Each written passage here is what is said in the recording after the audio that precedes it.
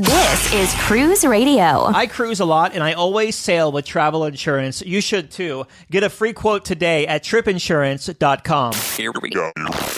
Broadcasting from the tripinsurance.com studios in Jacksonville, Florida. This is Cruise Radio. Matt just returned from a 7-night cruise aboard Royal Caribbean's Independence of the Seas out of Port Miami down to the Caribbean and back. He joins us to talk all about it. Hey, Matt. Doug, how's it going, man? Great to be here. Good, bud. Good. Excited to get this review of Independence of the Seas. I think it's been at least a year or two since we've actually last heard from this ship, so happy to have you on here, Matt. Before we get to the ship, as we always do, we'll take a step back and get some pre-cruise thoughts. What made you want to take this 7-nighter on Independence? Yeah, so we've got some friends that we've traveled with in the past, a couple about our age, a little bit younger, and they had a daughter a couple years ago. And so we were pretty fond of her. We call her our niece. We're not related, but we call her our niece. And they wanted to plan this cruise with the rest of their family, like their parents and their siblings. And so they said, hey, come along.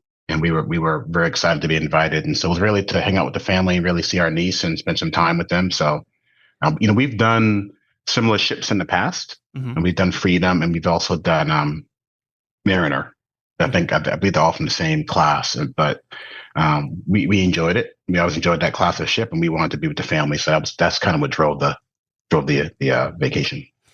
So you make your way down from the Atlanta area to Miami. You're right there on the cusp. Where is that a flight or a drive for y'all?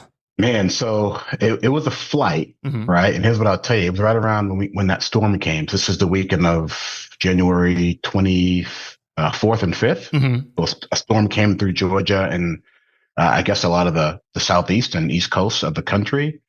And so we had flights booked and they ended up getting canceled at the last minute. So we had to kind of rearrange. We had to kind of just make new plans to get down there.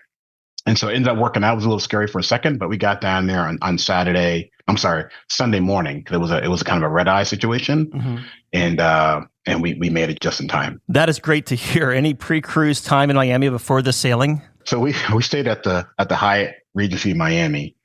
And so maybe we can just kind of take our time getting to port. It was the same morning as the Miami Marathon. I don't know if you're familiar with that. Yeah. We weren't either. There's a marathon going on. So okay. So we kept hearing to kind of take that into account as you're going to the ship or as you're going to port. So we said, we'll just walk because our friends were saying Uber rides were like 1.5 to 2 hours on Uber. Wow.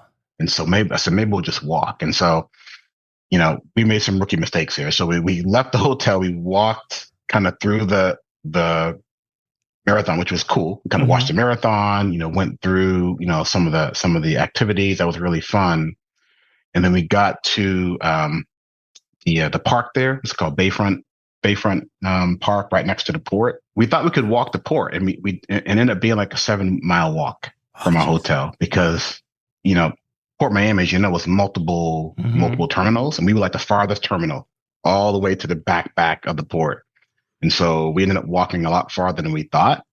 So all that being said, we got to our terminal. By the time we got the embarkation was about 10 minutes, honestly. But by the time we got through the door, through passport and everything else, we got on the boat in about 10 minutes. So it was pretty seamless. It's just getting there.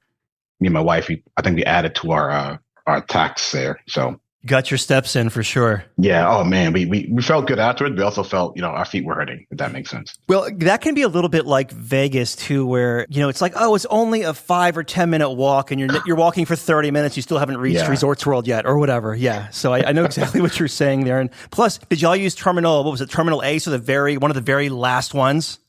Listen, it was like quadruple A. We were after they're like, you're like triple A. We were like, oh no.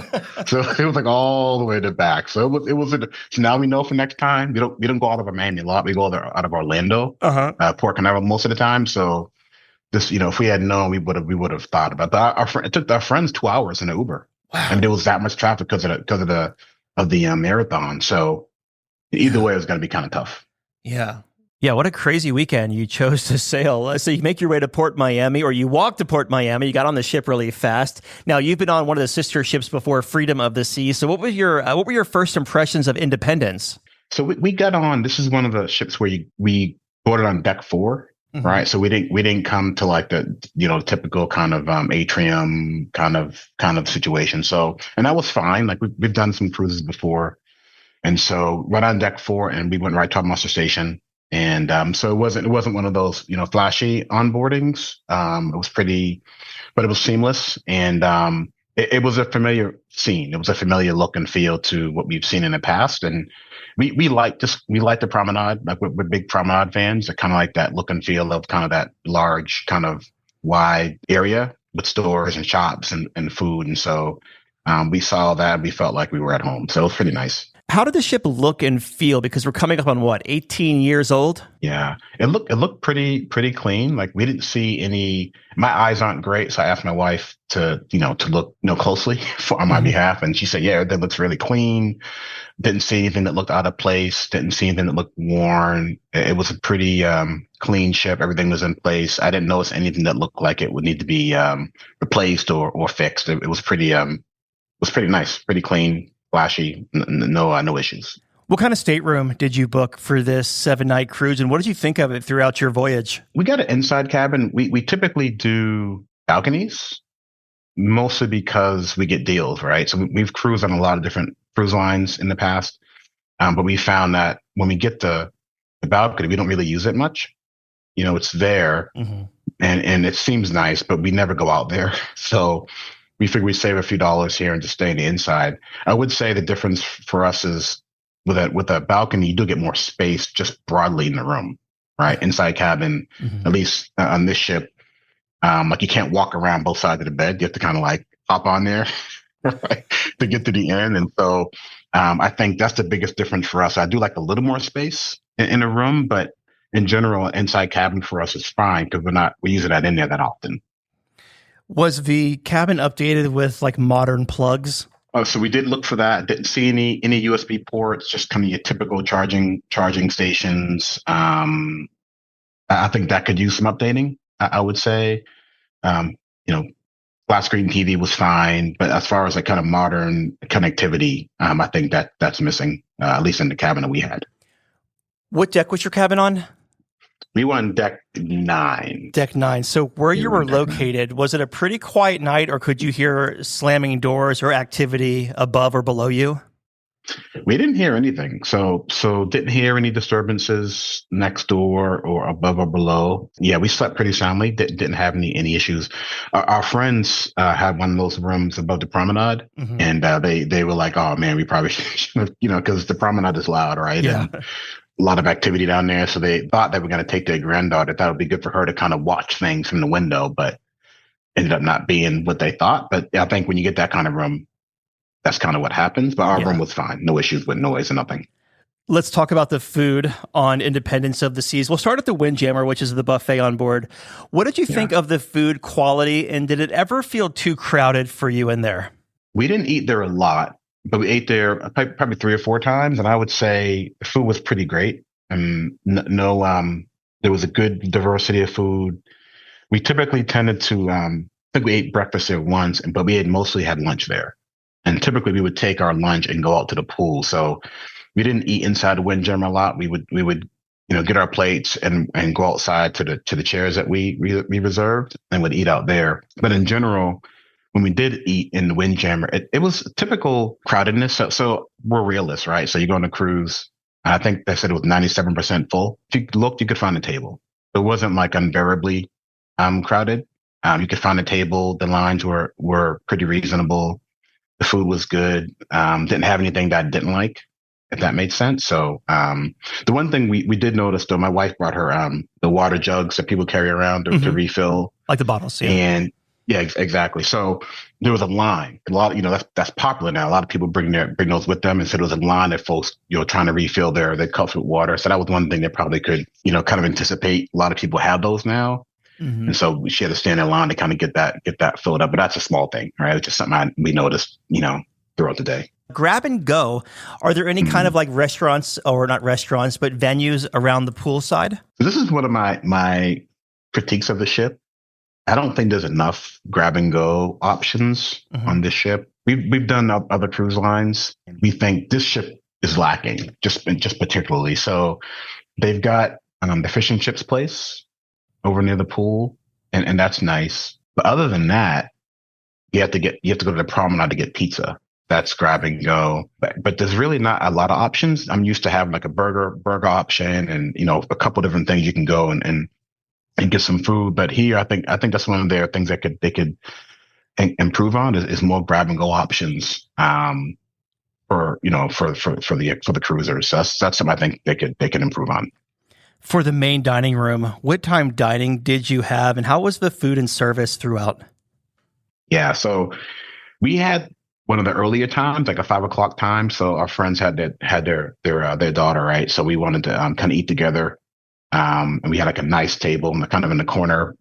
Through the wall with some paintings, and then we had the window to the water. So we had a great location for dinner, and we had an early time, and it was fantastic. So I would say I was not expecting the food to be as good as it was on this cruise. I don't know if that's mean or not mean, but we've done Holland and we've done Celebrity and Princess and some other lines, and those kind of get a reputation for having great food, and the food is good. But I would say this is probably one of the best experiences we had with food on a cruise ship. Other than Disney, this is probably the best, believe it or not. So the dining experience the service was great. We had great service when we ordered multiple entrees. So after that, they just didn't ask any questions. They just got it for us. And the food had flavor. Like one of the big things my wife talk about is flavor, right? So one thing, if the dish looks nice, right? Like someone like for instance, the dish looks nice, but does it have flavor, right? And we thought the food was very flavorful. Everything we had, we enjoyed. So definitely one of the highlights for us was the dining experience. Any standout dishes? Chicken cordon bleu was really good. Lobster was phenomenal. The lava cake was really good. I mean, everything was good. Like we didn't like one of my friends that we cruised with. He had a steak. He didn't care for a steak that much. Everything else was great. The Caesar salad was good. Waiter's name was Ahmed, and he was fantastic. Like he was fantastic. The one experience we had, just to give them props, is one of the nights the beverage waiter spilled like a half a drink on my wife. It was an accident, and they were very sorry and whatever. So they came back and said, what can we do? Right. So my wife said, hey, she wanted to go to the spa. Right. So she's like, can I get a spa, like a spa credit? And so we went back. He brought the head waiter back. His name was Junior, and he was phenomenal. And he was like, well, I'm not sure we could do that. So then he went and got, I guess, one of the assistant captains, I believe. I don't know his exact role, but he came back and he's like, hey, we can't really do a spa situation. I guess they're a separate department, right? So what else can you do? So they ended up giving us credit for dry cleaning, which was great because we needed it, and also a free meal at Chops. Okay, that's not bad. So that was a nice kind of help for what had happened. They did feel bad, but my wife wanted to spa, but they go and do so much apparently. So that was good. Yeah, it's hard for the cruise line to give like store credit on board there, and also spa credits because they're different vendors. Yeah. So it's good experience though at dinner. Couldn't say enough about it. It's really good. So you got that meal at Chops. How was specialty dining? So we went to Chops because of that experience, and Chops was really good. The steak was great. I'd heard about Chops, like listen to your podcast, and I've always heard good reviews. It was what I expected. Really good. We liked Giovanni's. We'd been there on the Freedom ship in the past, and we enjoyed Giovanni. So we booked there for lunch again, and that was great. So really like Giovanni. We like the charcuterie board. We think that's phenomenal. You can get full just off of that. We also had the calamari, which was really good. The Caesar salad was good. So Giovanni's was also, we like Giovanni's in general. So we always try and go there if we do another Freedom class ship. And one of our partners, the folks we cruised with, they wanted to go to Teppanyaki, right? So we went to, what's the name of that? Azumi? Yeah, Azumi. Yeah. We went to Azumi's the first night, actually. We were there on the ship. And honestly, we've done that before on other ships, and it's always been kind of like, kind of meh, right? The experience. And if you've done enough of those, it's never, it's always okay, right? And you do it on land, it's fine, hibachi. But the experience on the ship was much more better than we expected. The food was very fresh. The flavor was good. The chef was engaging. We sat with some really cool people at the grill there, so we were pleasantly surprised. When our friends booked it, we were like, "Yeah, we'll go." We just kind of said, "Okay, we'll go just because they want to go." We ended up really enjoying it much more than we thought. The quality of the food, very tasty, and it was good experience. Let's talk about the entertainment on board Independence of the Seas. So we'll start in the main theater there. How were the main theater or production shows? So we didn't do. I didn't do any production shows. We typically like to do those. Just on this cruise, we ended up not doing it because we were into so many other things. We did see the comedian on the first night. I think his name was Bernie Fitzpatrick. He was so-so. I tend to be more reasonable on shows on a cruise ship. I think people work very hard. Mm-hmm. I typically start with they were good, right? And I don't like to bash artists. I think it's hard to do what they do, and so our friends like, oh, he was awful. I'm like, he was good. I mean, because it was the first night, it was like a half full theater, where it's hard to be entertaining in a situation like that, and I thought he was just okay. So we saw him. We saw another comedian. What night was that? I think the night 5 or 6, and he was hilarious. He was hilarious. I forget his name, but he was really, really good. So even though we didn't see a show, our friends did see a show. It was like an acrobatic kind of tap show. I'm not sure what it was called, but they loved it. I thought it was phenomenal.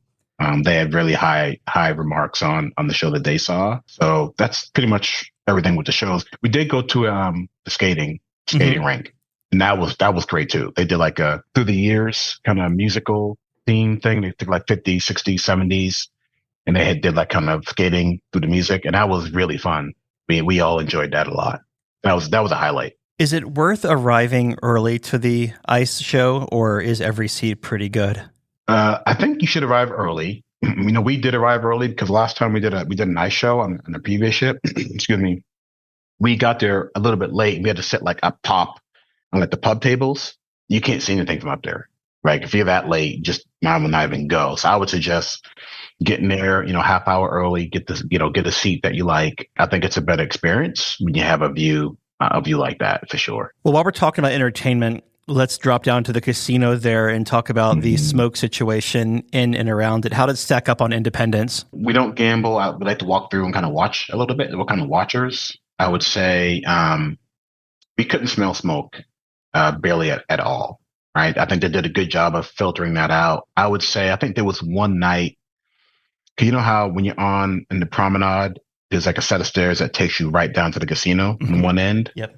So there's a direct connection between the floors. And one night, for whatever reason, I guess a whiff of smoke came through. Our friend's mom was pretty bothered by that, and so she had to kind of like sit down and kind of recover from it. So I don't know where that came from, because otherwise we didn't really smell any smoke. It was really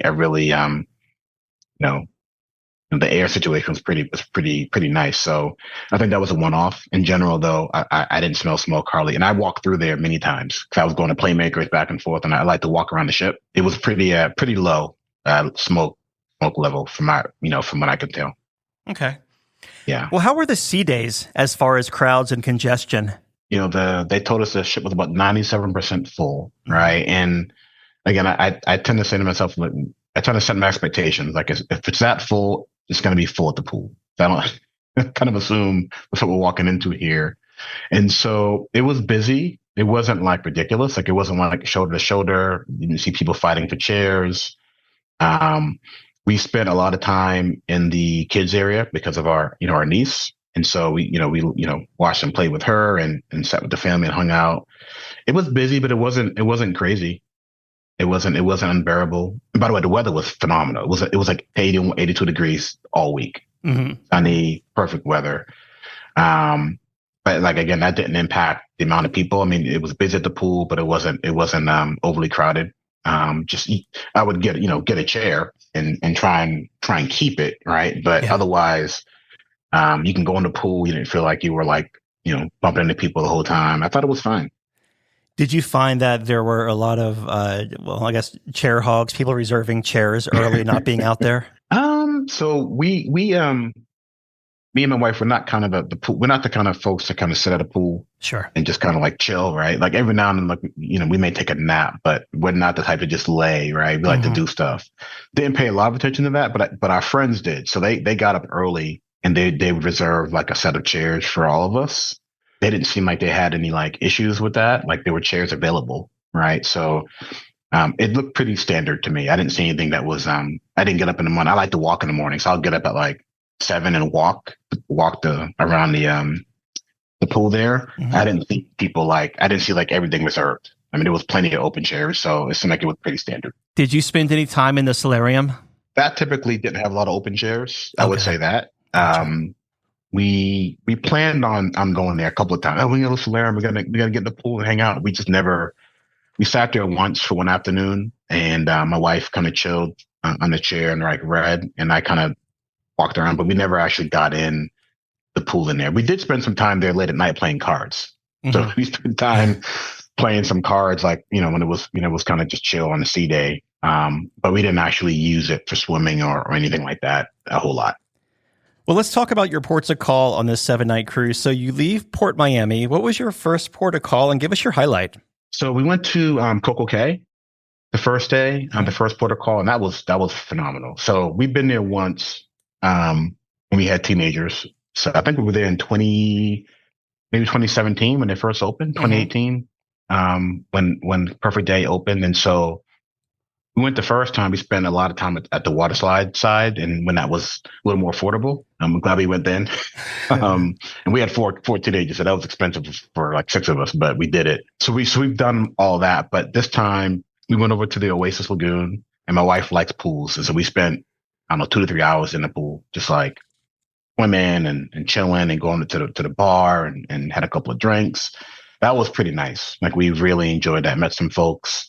Again, the weather was pretty perfect there. The Star of the Seas was also docked at the time, and it did not seem like the island was crazy crowded. In fact, it was we could have taken another ship or two. Wow, put it that way, right? So I think the island's designed in a way to handle crowds. It seemed from my perspective. But we had a good time at the Oasis Lagoon. We went over to the Miami Beach area later on just to kind of check it out. And my wife was like, "This is dope." So we got a chair and she took a nap and I just walked around. It was beautiful. Yeah. The Miami Beach area was I don't think we knew it was there. And next time we go back, we're going to probably spend more time there. And we really like the cabanas, like the over the water cabana area. I guess you have to reserve those. They're probably like a fortune. My wife was like, "Hey, we should try and get one of those next time." But they kind of like bring your food to you on like a tricycle or whatever that thing is. You said there were 2 ships there and it didn't really feel that crowded. When you made your way back on this ship, did it feel like a lot of the ship was on the island, or did you actually go back on the ship when everybody else was getting back on, when it was almost time to go? We try and it's funny you ask. We try and plan our ship boarding times, before it gets to put it like a line if we can. Yeah, a lot of the ship was off the ship on the island. That's for sure. So, but we got back on before there was a line, and also I wanted to go to the fish and chips place because I hadn't had it yet. So if I get on now, maybe I can get a fish and chip before it gets crowded. Because that always had a line. The fish and chips place always had a line. So when I got on the ship after CocoCay, I was able to get some fish and chips. So that was cool. Is that complimentary on Independence? It is. Okay. It is. And it's okay. I mean, it's one of these things. For me, it could be more flavorful, but that's, it's one of these things, you try and cater to more taste, and I guess you can add salt on your own if you like. So I only had it once and I was like, okay, it was good. What was good was the food on the island, CocoCay. I thought that was great. Like they had the tacos and burgers and I think they do a nice job. We were kind of surprised how much we liked it. We kind of expected kind of standard, kind of bland stuff, and it was pretty good. All right. So you leave CocoCay. What was your next port of call? So we were at sea the next day.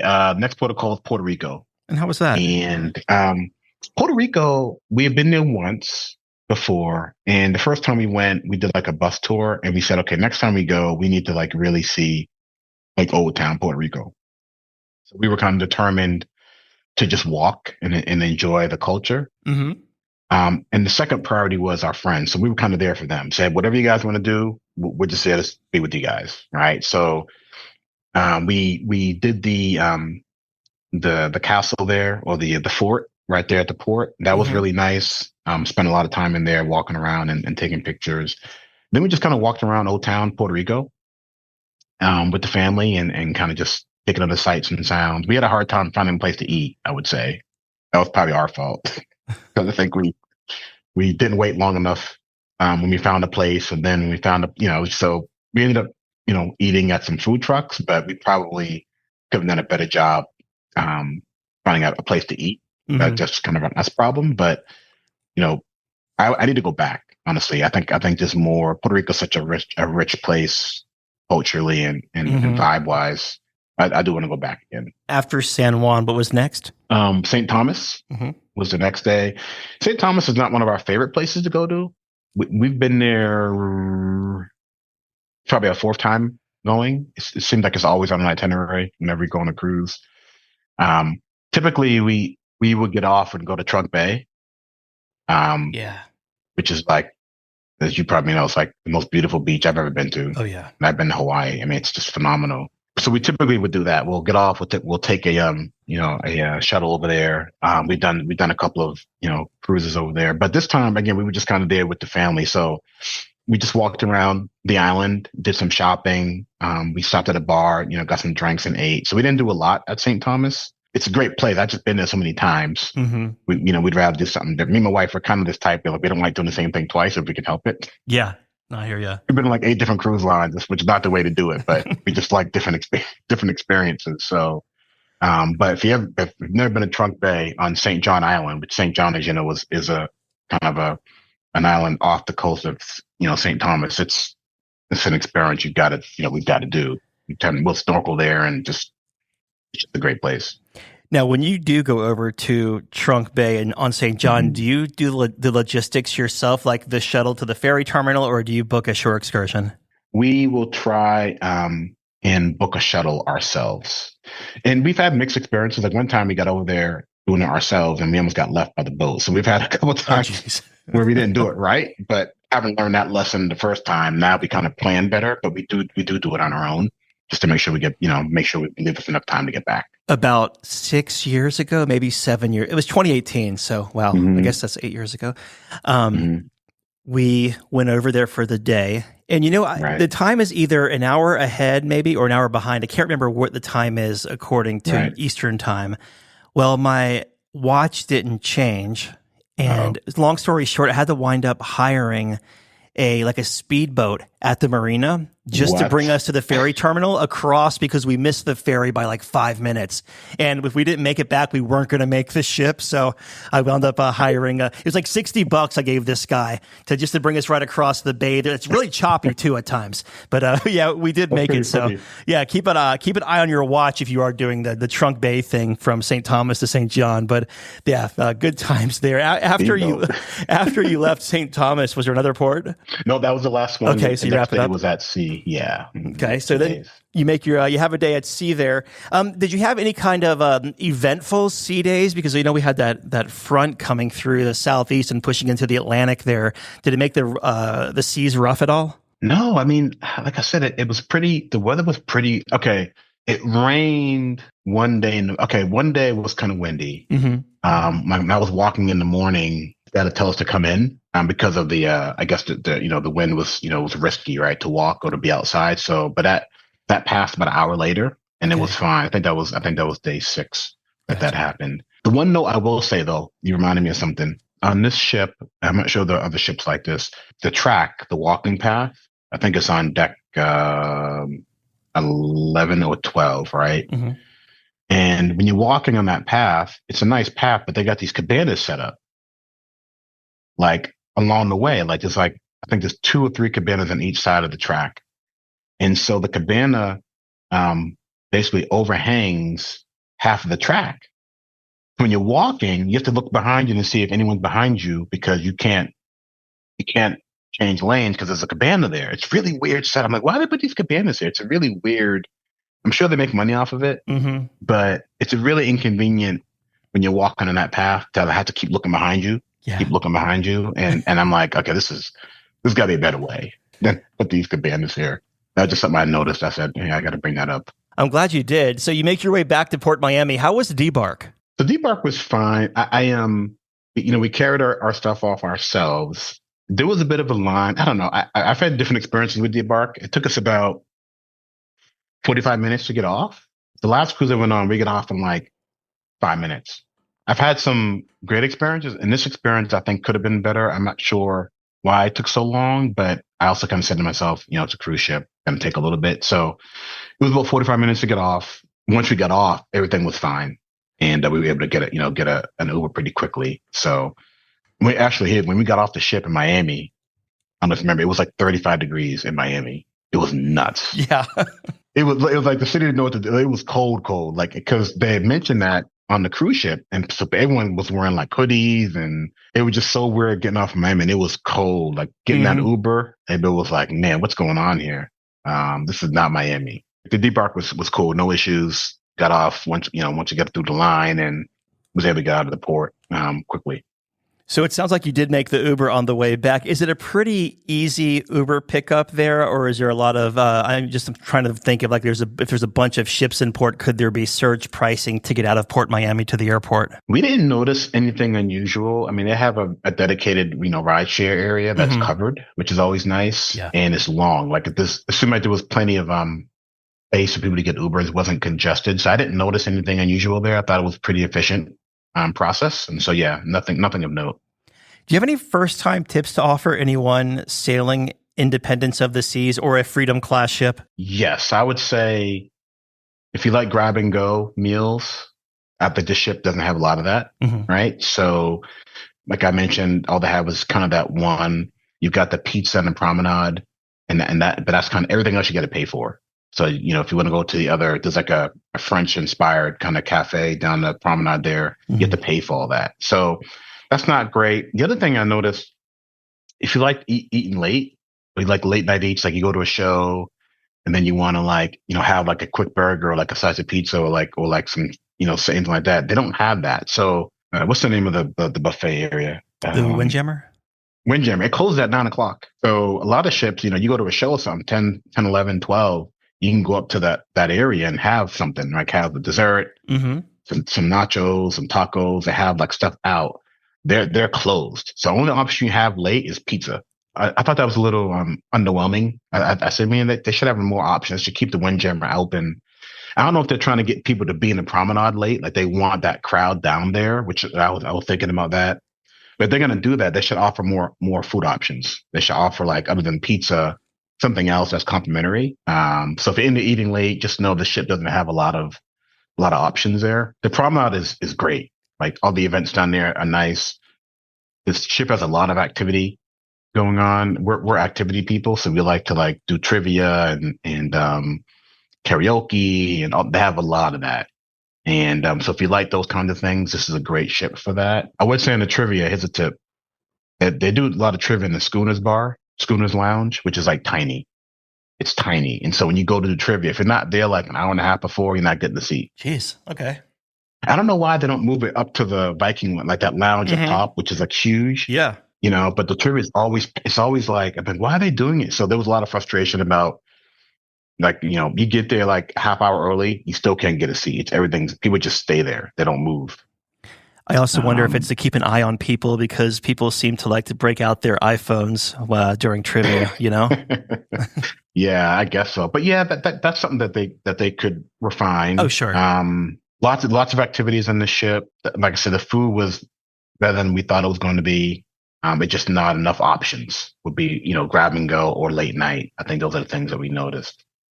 Do they utilize that promenade for parties and parades? I remember when they had the DreamWorks partnership, which we're talking about a decade or so now at this point, and there were Shrek parades going down the main promenade and late in the evenings. Are they still doing parades and things like that in there? So good thought. I saw that parade on our last cruise, but I didn't see any parades. But they have a lot of parties though. So they had a 70s party. Okay. They had on White Night. They had a Latin music party, which was dope. Like that was great. Like the dancing on Latin night was really fun. And they had a bunch of different things. They had some live, the band was really good. But yeah, so the promenade is definitely the place to be. A lot of activity, a lot of good vibe. So yeah, definitely it's being used for other things, not just parades. Looking back, what was the highlight of this cruise for y'all? I think it was the food. I think the food was good, and being with our friends was great. CocoCay was phenomenal. We also did a tour of the kitchen. So we did one of those kind of behind the scenes tours. And Junior, who was the head waiter, took us back. So that was really phenomenal experience to kind of see how everything works. And he was really forthcoming and transparent about the challenges they have and how they treat the staff. And that was really great. One other note, just props to Royal Caribbean. I don't mean to be a downer. My wife had a loss in the family while we were on the cruise, right? And so we told the waiter that, and they were very, very like, "Hey, we're sorry about your loss." And they were very kind of just compassionate and empathetic about it, and they were that way for the rest of the cruise. It was really nice of them to keep that into account. So we really appreciated that about the service and just kind of the overall kind of way that they treated that situation. It was great. Was the value there for the price you paid?